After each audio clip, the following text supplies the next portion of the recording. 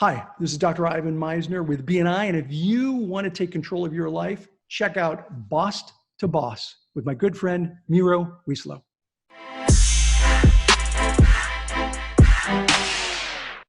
After years of networking, up and down, business, you've done it all.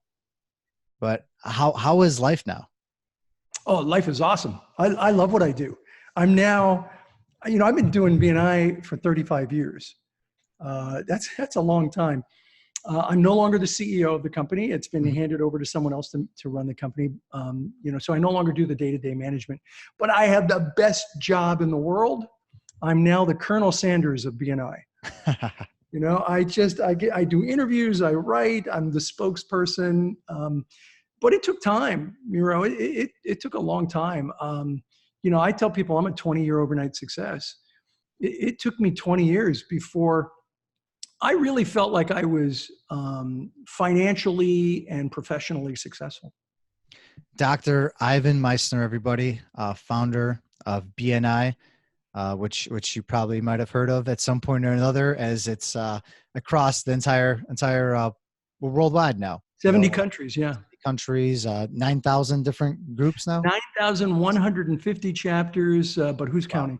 By the way, I get a daily report. I know the exact number of members we have every day. What is the total members right today? 260,142, I believe, was yesterday's number.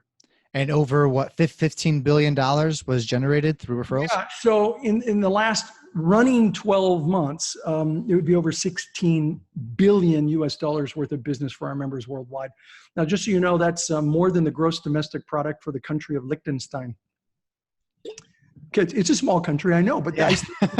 It's pretty darn cool that we could be generating that is a bigger GDP than a small nation in the world. I'm looking for a bigger nation next year, but I still think it's pretty cool. It's a great way to start, and you could practically call this like a little country of its own, right? A little bit, yeah.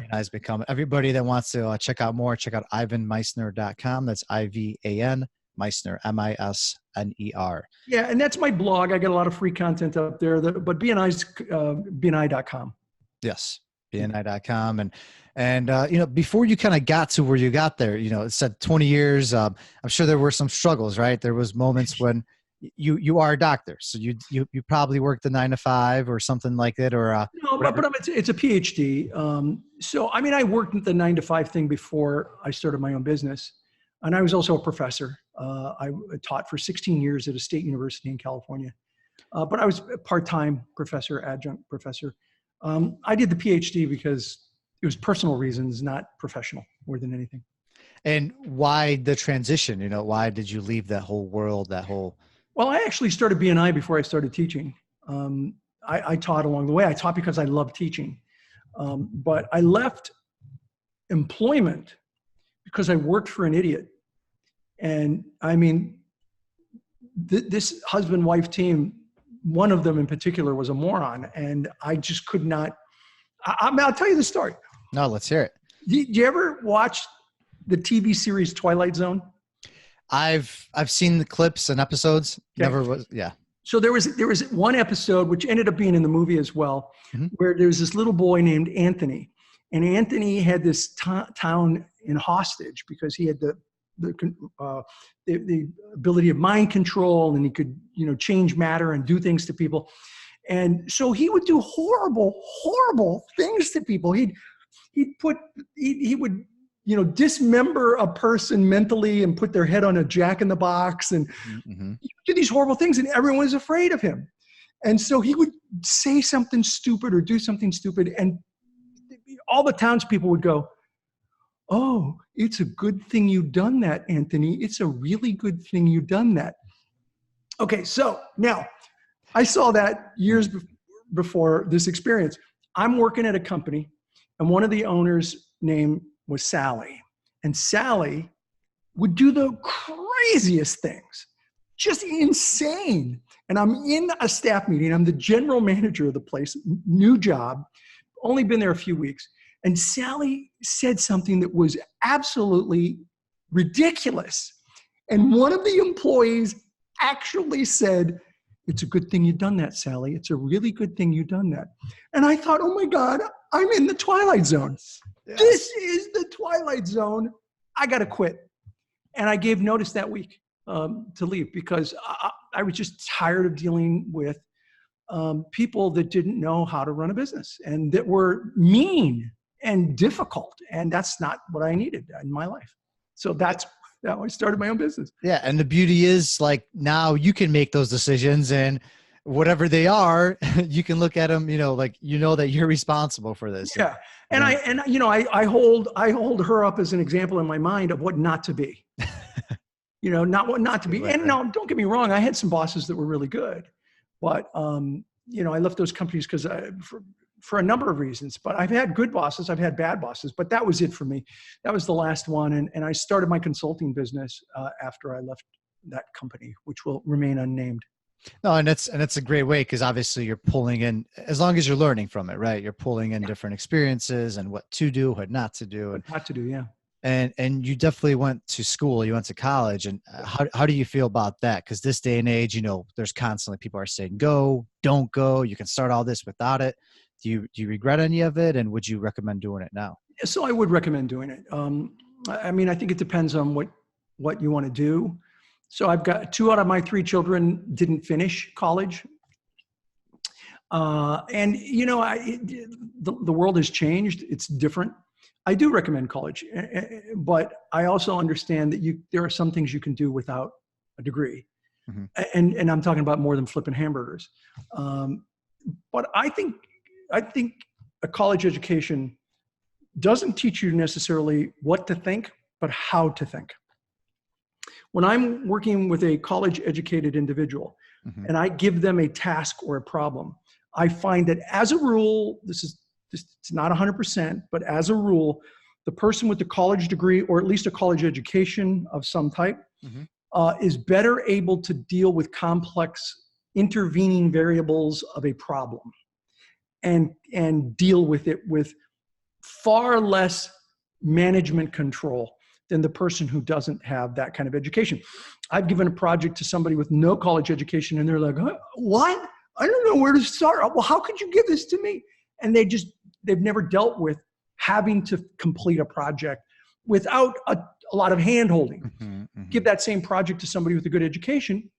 And there are exceptions. I had one who worked for me who was a total exception to that. She would take any project and run with it. But she was the exception. And most people with the education will go, okay, all right, give me the parameters. What do you need it? When do you need it? How do you need it? If I have any problems, can I come back to you? Yeah, of course. And they just run with it. So I think there's an advantage to some college education. And I'm a fan. I don't think you need a doctoral degree like I have. I did that more for personal reasons than professional reasons. My master's degree was much more applicable in the real world than my doctoral degree. And may I ask the personal reasons? Yeah, sure. I don't mind. So here it is. It's stupid. Anyone watching this? Stupid. We love stupid. Yes. Okay. But so anyone watching this, don't get a doctoral degree for this reason. You heard it here. Yeah. You heard it here on Boss to Boss. Totally personal. I was going to be a lawyer. I was accepted to law school. Mm-hmm. And at the last minute, I changed my mind. And I didn't even completely know why, other than I decided that wasn't what I wanted to do. Now, I had told my parents for like 8 or 10 years that I was going to go to law school. Oh, man. Everybody knew I was going to go to law school. And at the last minute, I changed my mind and I turned down the spot in law school. And after that, I thought, well, what now? What am I going to do? Well, I'll go for a master's degree in management. So I did that. I finished the master's degree. And here's the stupid part. I thought to myself, I feel like I let myself down by not doing law school, but I didn't want to do law school. So I know I didn't let myself down, but I feel like I let myself down. So I'm going to do a doctoral degree. Just to prove it. Just to prove that if I wanted to do law school, I could have done law school, which is like the completely wrong reason. Now, did it help me? Yes. Mm-hmm. Did I know it would help me? Yes. But that's not a good reason to get a doctoral degree. I don't think for most people, but for me, it was to prove a point to myself that I was good enough to get a law degree if I wanted to get a law degree, because a doctoral degree is every bit as hard, if not harder, certainly longer than a law degree. That's why I got the doctoral degree. I love it. Have you shared that before? Yeah, rarely. Very few people ask that question. Yeah, because I mean, it's interesting. I kind of come from that mentality too. I had to prove something. You know, I had to prove to myself, prove I'm capable, even though some of these extra things I did didn't really do too much more. And like, it's there on paper, but that's about it. I actually had a boss when I hadn't started my company when I started my doctoral degree. I had a boss who said, "What are you thinking? Well, you're going to be unemployable. You know, you're going to be overeducated." Mm-hmm. And I said, "Okay, I don't care. This is for me, not for anybody else, not for future employment." I didn't care. I knew he was probably right, but of course I didn't have a crystal ball that could see that I was going to start my own business. Yeah, which you would have made. But I didn't care. It was for me. Which, I mean, I'm sure it definitely helped because now it just puts credibility behind. It does. Yeah. The doctoral degree, especially in writing, is helpful. And I loved teaching. I loved teaching at university. I had to quit though, because I traveled too much. So it wasn't fair to the students. And the traveling is it still to this day as much as it has been? Well, it's not as bad as it used to be, but I'm on the road. I'm probably doing 20 to 24 trips a year. I'll hit 7 countries this year. I've been to 6 in the last 3 months. And has it been tough with the children? I know they're growing up now, but they are. Yeah. So I'm an empty nester. Woohoo! Married 30 years. I met my wife in BNI. It was the best referral I ever got. Congratulations. Oh man, that's amazing. That's got to be like one of your pickup lines, right? Or it is. Yeah. People love it. I met her in BNI. We've been married now for 30 years. Forget Match.com. Check out BNI. Yeah, that's it. I have met a lot of people who have gotten married because they met in BNI. Oh. And the reason that I think it works is that you're talking about people who have similar values in terms of giver's gain and doing business by helping people. And they meet every single week. There are a lot of BNI babies out there, a lot of husbands and wives that have gotten married. That not shock really cool. It's really cool. So yeah, it was hard on my family when I traveled a lot. But my wife was awesome and she kind of knew what she was getting into. And I did surgical strikes basically. I did what I had to do. I didn't hang out and sightsee. In all the years I traveled without my family, there was only one trip I did where I took an extra day and did some sightseeing. And that was in Israel. I had to see Old Jerusalem. And so that's the only time I've ever, now when I take my family and now that my kids are out, my wife goes with me, we do a little sightseeing. Yeah, right. You're already there. Might as well kill 2 birds. Then I guess early on, when you did have the children, though, do you think they played a critical role in your success? Because some people are strictly against kids now. Some are still for kids. It's a big thing out there. You think they played a role in your developments? Well, I don't know that they played a role in my success professionally, mm-hmm. but they certainly played a role in what I would consider my well-roundedness as a person. I think raising kids is almost harder than running a business. There aren't too many manuals on raising a child because every child's different. Mm-hmm. I got 3 kids. They're all different. I can't relate yet. I'm not out there yet. So, take your time. Take your time. No rush. But did you feel that it excelled your level of, I guess, where you were at business-wise? And then when you had the children, like, did it go hand in hand? Yeah, I never thought of it in that context. I wanted a family. I married a woman who wanted a family. Mm-hmm. And so it was just to me a natural thing. I never imagined my life without a family. And so I know people now more and more imagine their life without a family. I got to tell you, it's easier to run a business probably without a family. You have a lot less commitments. I didn't want to be one of those dads that was, a part-time dad. I wanted to be engaged in my family's life. Luckily, I had a wife who who worked. But then when we got married and we had children, she was a stay-at-home mom. She worked a little bit from home, but that was easier for me. It would have been a lot harder if she worked full time. Yeah, I can't imagine. All I have is a fiance now, and that's already like a full-time job. So yeah, add kids to it, and it blows my mind. It blows my mind. I give you props, take your time. Make sure you're ready. That's really important. Make sure you think you're ready, because I guarantee you won't be ready. No matter what, right? No matter what. Curveballs. It's just more than you expect. Speaking of curveballs, what were some that were thrown your way, throughout this process? I'm sure there were some failures, that got you down hard. Yeah. So how long is this show? If it were an 8-hour show, I could give you the highlights. I mean, I'll give you a couple, but look, I believe. At least you're honest with it. Some people will be like, you know what? There might have been one or two. There were a few, but. Well, I think there were a few big ones, really big ones. But you starting a business, you make mistakes every day. Oh, yeah. So somebody gave me some advice, and I'll tell you a couple of the mistakes I made. Somebody gave me some advice once, which I thought was really useful. He said, because I was talking about, I got these employees. If I screw up, I got a lot of people's lives. Their livelihoods are in, are based on whether I make good decisions or not. And he said to me, Ivan, don't worry about screwing up. You will. It happens. There's just no way you can run a business without making mistakes. So what you want to do is two things. One, be honest about the mistake. And two, more important than everything, fix it immediately. As soon as you recognize you made a mistake, work on fixing it. If you do those two things, you'll be okay. And he was right. So I didn't worry about making mistakes. I knew I would. And when I made them, I tried to fix them as quickly as possible. And I was candid with people. That wasn't the right direction.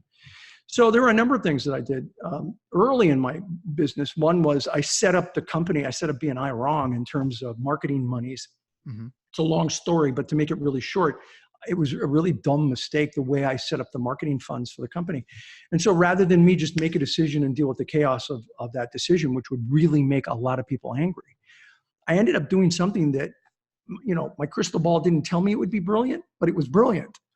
I created what became the International Board of Advisors for BNI.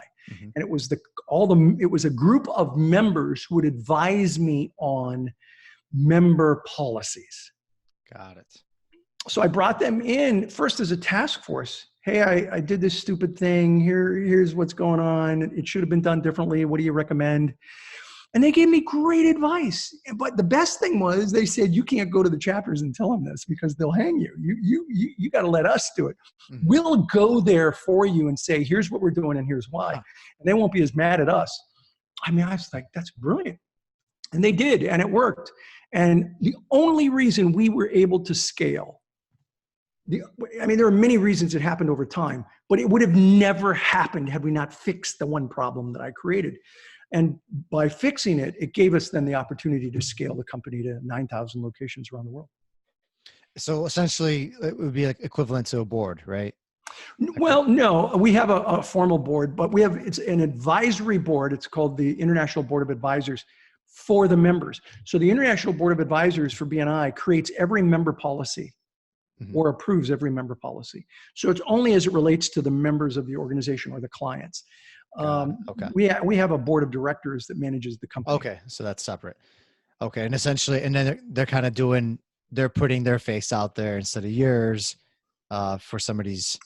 For some of them, yeah. For that early one, that was the big one. Yeah, it's certain. We didn't have that problem repeat itself too often where they had to put their face out there.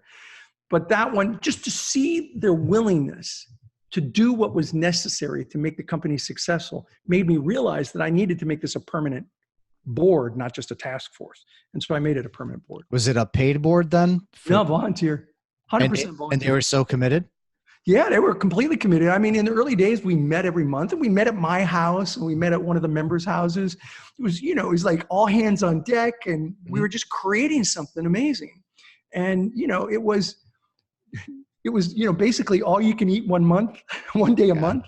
You come and give your opinions. I bought dinner, and I'd get nice dinners, and we had amazing talks, and they helped me, create the business that exists today. So you treated them right, and how'd you win them over? You treated them right by fancy dinners. A nice dinner. I wouldn't say fancy. Good food. Good food. Not, it wasn't pizza. And I listened to them, and they helped design the organization they wanted. Which is your number one tip, right? Listening. Isn't that kind of what you stress? Yeah, and that's a good one. It's a good point. Listening is good. And by the way, I'm not a natural listener. I'm much more a natural doer. Mm-hmm. But I think listening is really critical if you want to be a great leader. And, I'm always relearning that. I remember when I was 13 years old, my mom gave me, and I'll read this to you. You're not going to be able to see it. But my mom gave me this paperweight. It's on my desk to this day. It sits right here. She gave me this paperweight. I was running for student council, and my mom said, "Son, I love you, but you're a bull in a china shop. You just bowl people over. You've got to learn how to listen, how to be diplomatic." And it says diplomacy is the art of letting someone else have your way. And she said, this is about collaboration, not manipulation. Diplomacy is the art of letting someone else have your way. She said, you got to guide people and coach people. You can't tell people what to do. Otherwise, you're going to be butting heads all the time.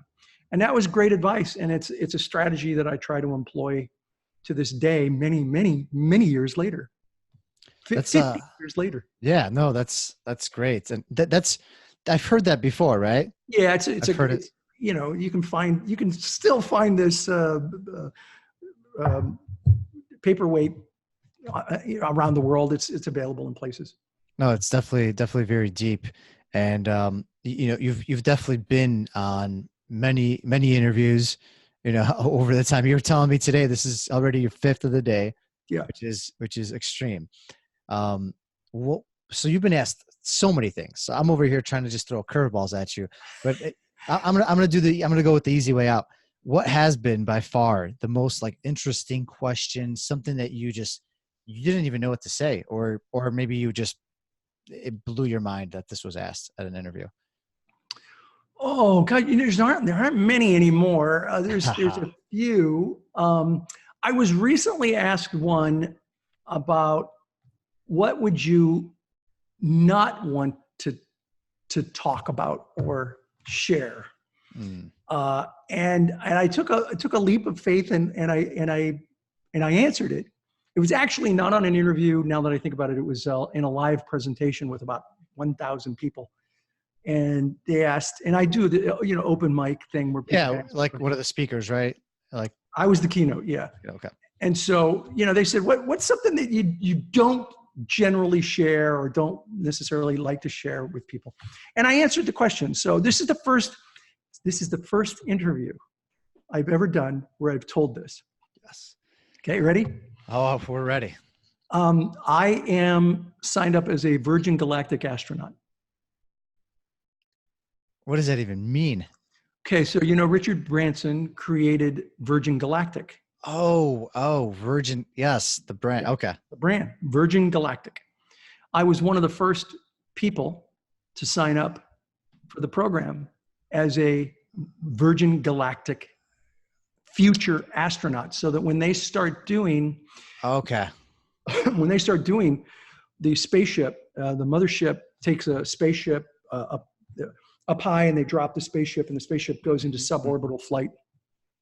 You become an astronaut, a full-on, honest-to-goodness astronaut. You get FAA astronaut wings given by the Federal Aviation Administration. And I signed up years ago for that. So when it starts flying, I'll be one of the first couple of hundred people to go up. Oh, wow. Now that is cool. Yeah. Not every day do you hear that. Is that what you were... Is that what you talked about when he invited you? It is. I didn't mention it. I haven't talked to people about it I haven't talked to many people about it just because it's a really big thing and you don't want to, I don't know. I just didn't want a negative reaction, but I actually talked to BNI, the management team there, and they're like, no, share it. We're okay. So I share it now. If anything, but I've never shared it on an interview.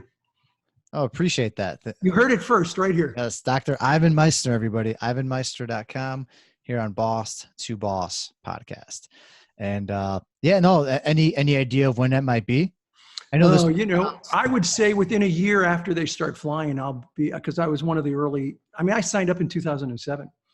So I think they might start flying next year. They have moved their manufacturing facilities from Mojave to New Mexico, where in New Mexico, they have the first ever spaceport, not airport, spaceport. It's not attached to an airport. It is a full-on separate spaceport. And Virgin Galactic will be flying out of there. Richard's goal is to have more astronauts, more Virgin Galactic astronauts than all astronauts combined in the world within a few years. Because are they technically competing now against like SpaceX? Is that kind of?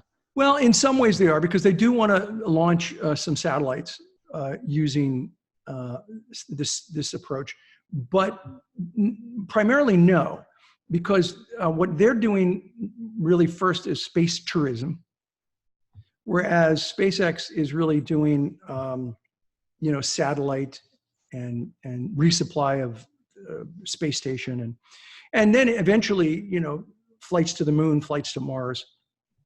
That's not where Branson is at the moment. He may have other ideas that he hasn't shared. Right. But this is a space tourism, which makes sense. I mean, he did Virgin Air, Virgin Atlantic, Virgin America. So he does he has hotels. So this is kind of perfect for his tourism business. And what was the most wild thing you witnessed on his island? So I've been to his island twice.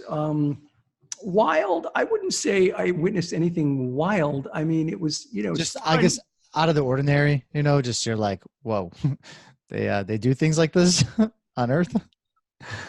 I feel like there had to be something. So there was probably a few things. I'll tell you that the thing that impressed me most, well, let me think about what was wild, because, it wasn't anything wild other than great. I mean, just over the top customer service. I feel like something futuristic would be there. I don't know why. No, there wasn't really anything futuristic there to speak of. It really wasn't. It was about having, I went there twice. Once a seminar was involved. The second time it was just future astronauts who were there. And so it was just hanging out with Branson and enjoying life and enjoying the island and amazing, beautiful views.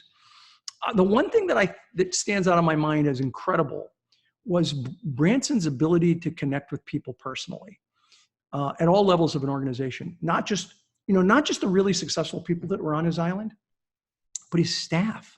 His staff love him. His staff love him when he's not on the island. That's when you ask somebody, so how's Richard really to work for? And they absolutely love him. And I watched him one day as he was, the last day on the first visit, it was the last night of the first visit there. He said, "Hey, I just bought the island next door, Mosquito, not mosquito, but Mosquito. It's a Caribbean phrase, Mosquito Island. And I need to go check it out tomorrow morning. Anybody want to go?" And I remember sitting there in the great room going, "I'll go. Yeah, I'd like to go." So, so we take this tour, and there's only like 6 or 7 of us. Mm-hmm. And we take this tour of the island. And here's what really stood out to me. At the end of the tour, he stopped because there were 2 guys with sledgehammers knocking down a house with a sledgehammer. It was the only building on the island, completely wild, except for this one small wood frame house. Now, I don't know if you've ever used a sledgehammer. It's not easy knocking down a wall. They're knocking down the entire house. And I was so impressed because he said, "Hey, give me a second, guys." And he walked on over to the 2 men who were knocking down the wall, and he shook the hands of the first guy who was the foreman. And then he went to the second guy who he'd never met. And he reaches out his hand and he says, "Hi, I'm Richard. I know this is really hard work." Now he's talking to the equivalent of a minimum wage Virgin Islands employee. Mm-hmm. Branson's a billionaire. He's talking to this minimum wage employee. And he says, "I know this is really hard work, but let me tell you why it's so important. I have a lot of plans for this island. I want to build homes up on the top of that hill. We're going to build a little community center right here. We're going to have We're going to have tennis courts over here. So we can't do any of that stuff until his house comes down. Because when the house comes down, this is going to be the clearing area, the working area, so that we can start to dredge out the little bay and bring in bigger equipment and then build all of this. But we can't do any of that until the house is down. And so although it just looks like you're knocking down a house, I can't do anything until you do this. And so I appreciate the hard work. That was it. What did it take? A minute? What I loved about that was, here's a guy who's a billionaire who's willing to spend a minute telling an employee that he may never ever see again, here's why you're doing this job and this is why it's so important. And I thought that was amazing. And so the most amazing thing I saw on the island was his personality, his ability to interact effectively as a great leader. I'm sure that stuck with you since. Oh yeah. I thought I was good at connecting with people. He schooled me. He took me to school on how you connect with people at all levels of an organization. I remember one time I went to a Virgin Galactic party. It was the first big party for Virgin Galactic, and it was in Hollywood Hills, up on a mountain, beautiful place. And Richard came in. He came in a few minutes late after the party started. Of course, he walks through the door. Everybody's like, "Oh, Richard!" So he's walking up, and he sees these two Hispanic maids, kind of leaning up against the wall, and they're like, "It's Richard Branson." And he stops, and all these people, gazillionaires, all these people that are right there, he stops, he turns to them, and I was close enough to hear him again. He said, "Ladies, thanks so much for, helping put this party together. Just a real important party to me. This is the first event we've done for Virgin Galactic, and so I appreciate your efforts." And thanked them and turned and walked towards us. He didn't have to do that. He looks for the little man, the little person, the every person in an audience, and he connects with them. And it's not the first time. I've definitely heard something like that before. I don't know if this was in a book or where. Speaking of book, your last bestseller, "Who's in Your Room?" is a book that you've written, and there's been quite a few other books as well. Yeah. How do you feel? Is there anything new you're working on as well currently? Oh yeah, I'm working on a number of books. "Who's in Your Room" is about creating your best life, and how do you create that best life, and the fact that imagine that you live your life in one room, and that one room has only one door, and that one door is an enter-only door. So when people come into your life, they're there forever. And it talks about how you should be more selective about the people that you let into your life, because the truth is, you may get them out of your life, but they're still in your head. And if they're still in your head, they're still in your room. So the whole book is about how do you get better at screening people into your life or into your room. And it's the first self-help book I've done. And it's done really well. And I love the concept. I wish I had the book when I was 17. I wish somebody else wrote the book when I was 17. Because although I feel like I made good decisions, I could have made better decisions about the people that I let into my life. And that's what this book is about. It's a great book. It's not about networking, although it's all about networking, in that networking is about building relationships. So although we don't talk about networking, it is about relationship building, which is related to networking. Which is sort of like the backbone of everything we do. It really is. It really is. It's about social capital and emotional intelligence, and all of that's very important for networking. So yeah, I usually have 2 or 3 books at a time going. I've got several in the works. Is there any sneak preview of anything? Yeah, I'll give you a sneak preview of one. It'd probably take another 1.5 years before it's out, but it's called The Third Paradigm. The first paradigm was competition. The first paradigm of entrepreneurship was competition. It was the late 1800s, early 1900s, scientific management. Frederick Taylor, the Galbraiths, Gantt, they all talk about competition and production and how you beat your competition. The second paradigm was collaboration, cooperation. That was people like Frederick Taylor, Frederick, I think it was Douglas, who did Theory X, Theory Y. Okay. And he talked about how, there's this importance of production, but there's also this importance of people. And the people are an integral part of doing business and learning how to work with your employees and not just use them as a tool of production is really important. Now that sounds obvious today in the 2000s. It wasn't obvious in the 60s. No. I studied under Warren Bennis, who was in his day one of the world's leading experts on leadership. And he worked with Douglas, and he said they got bomb threats for promoting communism through Theory X, Theory Y, which is crazy today. Yeah. It's like, really? Communism? No, it's about taking care of people. So the second paradigm was collaboration and cooperation. The third paradigm is the paradigm that we are entering, and that's about co-creation. It's collaboration on steroids. It's, the internet has shown what co-creation can be through crowdsourcing. Oh yeah. Crowdsourcing is co-creation. But B&I was decades ahead of its time because we crowdsourced B&I. One of our first stories was the International Board of Advisors. I had them create the policies. That's crowdsourcing. That's co-creation.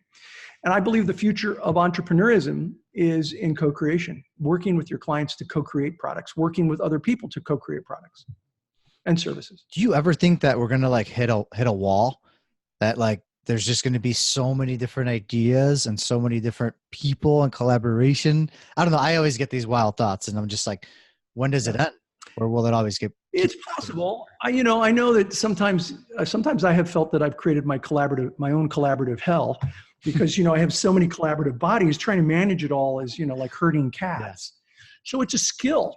And it's a skill that we're going to talk about in this book. How do you co-create and maintain your sanity? Because it's a lot of work to work with other people. If you just made decisions, nope, this is the way we're going to do it.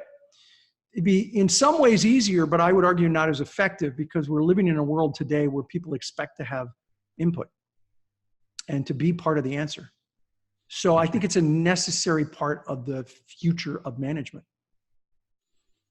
It's messy, it's ugly, it's difficult, but necessary. Yes, it is. Yes, it is. I love it. Thanks for sharing that. And we'll definitely be. We're probably a year and a half away from having a book. Awesome. Well, now after some great content, we are still moving on to our listeners' favorite segment of the show. Welcome to the round with no name because they're all taken. Yes. Okay. There could be more. You thought you heard enough. Because there's been so much. A lot out of me. There's been so much great content. I had to exceed our time allotment. So, but we got to keep going. We have to. And I'm good. I've got some time. My producer, Steve Wiley, he likes to kind of be in control of this round. He's not here at the moment, but he's roaming in the background. He gives us 5 seconds. 5 seconds to just 5 seconds. Okay. To initiate an answer. Don't want you thinking too much. Just want you to pop it out. And, okay, that's scary. Otherwise, no. Don't worry. You don't have to deal with him. I do. Okay. So otherwise, he comes out and I'd rather not get into it. But without further ado, what is your favorite book? Picking one's difficult. I'd say Success Principles by Jack Canfield and The 21 Irrefutable Laws of Leadership by John C. Maxwell. Both outstanding books I'd recommend to people. Solid. What is your favorite movie? It would be Lawrence of Arabia. Favorite podcast? This one. Yes. Boss to boss. Who has been or is your greatest mentor? So I've had many mentors in my life, but I would say the first person in my life that I really truly felt was a mentor, besides my parents who were mentors, would be a high school advisor that I had, who kept saying to me, I know this is more than 5 seconds, but he kept saying to me, why not? When I said to myself, I can't do that. And he would say, why not? Why can't you do that? I was like, well, I don't know. He said, well, you got to think about that because I think you can. And he just nudged me and nudged me. That little bit at that moment, right? Yeah, he gave me the feeling that I was capable. He was a great advisor. Loved that guy. Mr. Rogers was his name. It's crazy how it goes back. You've met all these people since, but it goes back. Yeah. That time in high school. Yeah. I dedicated one of my books to him. And if you're stranded on an island, what is the one item you want with you? It can't be a person. Oh, but yeah, it can't be a person. It would take I'd take my wife for sure. One thing. Yeah. Well, I would take reading material. Would you just like go with the Kindle so you got the unlimited amount? Or? I'd go with a Kindle with as many books loaded onto it as possible and a solar panel that I could recharge the Kindle with. Good. See, nobody brings up the solar panel, but you need something, right? I mean, you're stranded there for the foreseeable future. Unforeseeable. I got a little generator here at the house that's a solar panel. I would take that and my Kindle and I'm good to go. Now we're talking. Yeah. If you had an unlimited amount of money and you could start up any business you wanted, but it can't be your own, what would it be? Well, I just started up a business that I'm not the front person for, a game programming company. I mean, like literally 3 weeks ago. Oh, wow. It's my son's business. I'm a partner. I'm the venture capitalist. And I think, and I love what he's doing because he's doing something a little bit different. The name of the company is Atria. The SYN is for synapses, games that make you think. And Atria is from the heart, games that make you think from the heart. That's a catchy name too. It is an awesome name. He came up with it. Good. That's good. And you can go to synatria.com. Better yet, you can go to Patreon and be a patron of Atria, which is a crowdsourcing thing. And be a patron. One of the cool things that he did was, if you're a patron on Patreon, I think it's Patreon. Yeah. Yeah. So well, here, let me tell you, it's patreon.com and for Synatria. One of the great things he did was he did this thing with them. If you are Studios, right? Synatria Studios. Yeah, Synatria Studios. If you're a patron at the $15 a month level, your name, you're given a credit in the next game he does. Oh, sweet. So you can get. Yeah, I think it's awesome. You know, how do you when they run the credits of the game, your name is there. How many credits to become like a stockholder or something? Well, I don't know. You know, be a patron for a while and we'll talk. No, just messing with you. And then how do you, moving on to some more serious questions here. How do you drink your coffee? I don't drink coffee. Never have. Why is that? I just never acquired the taste, much to my father's chagrin. He loved coffee. But I drink tea, usually, you know, something like Earl Grey, something with a lot of caffeine kick. So you still get the caffeine, just a different way. Through tea, yeah. Got it. And is there one item every day that you consume, or maybe it's something that you wear, but it's something that makes you need it every day? Needed? I didn't give a different answer. I guess you don't need it, but it's like, yeah. Enjoy it. It would be a good Cabernet Sauvignon. My wife and I, we have what we call wine o'clock. And at wine o'clock every day, which is a slightly different time depending on the time of year, we go up. We have a tower attached to our house. We go up to what amounts to the 4th floor, which is the top of the tower, and we look over. We got about 10 acres in Lake Austin, and we just watch the deer, the animals that walk by, and we sit there and talk. Have wine o'clock almost every day, and I don't think I could. I wouldn't want to live without that because it's awesome time with my spouse, drinking something that I love. I've got a really nice wine cellar, so I pick some pretty good wines. I love that. So do you like, do you just have one every day at some point in time? Like it's kind of whenever, if you're there, obviously, right? Yeah. Yeah. We try to do it almost every day. You know, when it's brutally hot like it is now, we don't necessarily go outside. Austin's very hot in August, but yeah, we try to go out just about every day and have some of my wine from my wine cellar. I'm actually working on here's something else I don't think I've said on a show. I'm working on a sommelier certificate. A sommelier, which is a wine expert. For no good reason other than I want it, because you know most sommeliers just to prove it, just like you're a karate black belt, right? Yeah, just because I want to do it, and because I don't work at a hotel, I don't work at a restaurant, I don't. That's awesome. I don't do it professionally, but I want to have that credential just because I love wine. And so I'm working on a sommelier certificate. And those are the things that keep us young, right? Yeah, keep us interested in life. Keep the brain going, thinking, and learning the insides and outs of things you enjoy and like doing. That's right. I believe in lifelong learning. It's interesting. They call a PhD a terminal degree. That's your last degree. That's what it's known as in academia. And I don't think there is such a thing as terminal learning. Right. I believe in lifelong learning, and so I just do it in other ways other than in university now. How do you feel about entrepreneurism? Is it a fad? No, clearly it's not a fad. It's I think particularly if you're talking about small businesses, if you look at the Small Business Administration, almost 62% of all new net jobs in 2016 came from small business or entrepreneurs. Small business created almost 2 million jobs around that same time frame. I believe it represented around 2000, maybe 5 years ago, the data I saw is that it represented about 48% of the GDP of this country, of the United States. Small business? 48% of the GDP came from small business. So that's not a fad. And last but not least, how serious would you take me if we had a business meeting right now in person and I walked in with socks and sandals? Well, it depends on what the business meeting was. Context is important. So if we were having a business meeting with the game programming company, I would expect you in nothing but a t-shirt and sandals and flip-flops. That's relevant to the context of the business.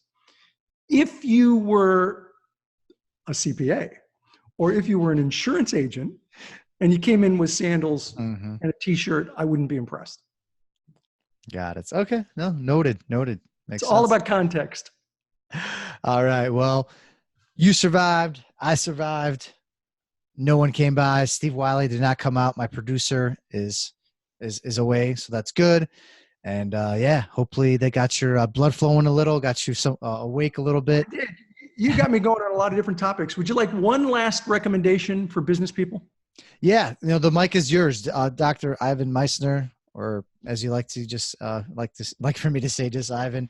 It's been a pleasure having you on. IvanMisner.com, BNI.com. Check them out. It's a group that you want to be involved in. I'm involved. It's a chapter. It's a community where businesses thrive. It's a community. That's a great way of putting it. All right, you want my last suggestion for small businesses? Mike is yours. You want to be successful in business? Do 6 things 1,000 times, not 1,000 things 6 times. I think it's the biggest mistake I see businesses make. They do 1,000 things 6 times. They're always chasing bright, shiny objects instead of taking advice from podcasts or interviews like this, people you trust, your mentors, the books you read, where you know what it takes to be successful. You take those things, those handful of things. By the way, it doesn't have to be 6. It could be 5. It could be 7. You take those handful of things and you do it 1,000 times. You do it over and over and over again. And that's the way you build a successful business, not by doing 1,000 things 6 times. Hopefully that sticks. Yes. Mic drop. Boom. That's perfect. I can't top that. Thank you. All right, Ivan, it's been a pleasure having you on. I'm definitely looking forward to connecting in the future and see what's next. My pleasure. Anytime. Happy to do it. That is all for this episode of Boss to Boss. Your next step is to visit bosstoboss.com, where you will find proven techniques followed by professionals to help you make that next step. Again, that is boss2boss.com. And remember, the time is now.